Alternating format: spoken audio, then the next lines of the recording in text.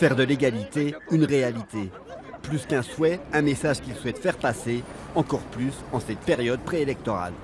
Nous, notre rêve, c'est de faire battre l'extrême droite et la droite extrême et la xénophobie et de enfin placer l'égalité et la fraternité. Leur discours ne s'arrête pas à des généralités, ils ont des propositions concrètes à promouvoir. Là aujourd'hui, nous, ce qu'on veut, c'est le CV anonyme, c'est la régulation des travailleurs sans papier, c'est l'ouverture des emplois fermés. C'est ça qu'on veut obtenir aujourd'hui. Partis de Marseille, ces jeunes réalisent un tour de France, une initiative qui rappelle la marche des beurs.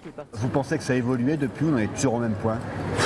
Très honnêtement, je pense qu'on en est à peu près au même point. Je suis assez pessimiste. Les gens se cachaient avant pour dire quand même ce qu'ils pensaient. Maintenant, il n'y a pas de souci. Et pas besoin d'attendre longtemps pour le vérifier. Je leur donne. Je suis désolée de vous dire que je suis devenue raciste. Donc, Et bon, pourquoi?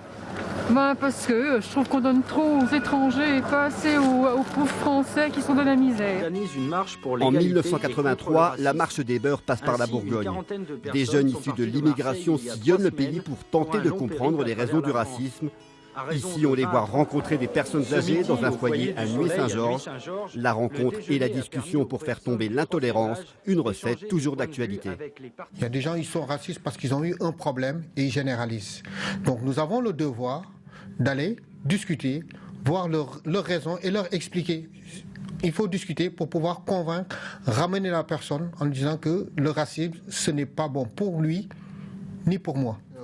Pour les marcheurs de 2016, la halte dijonnaise se termine avec une dernière rencontre avec des migrants et des élus locaux cette fois. Je n'ai jamais été à l'école, mais je parle très bien le français.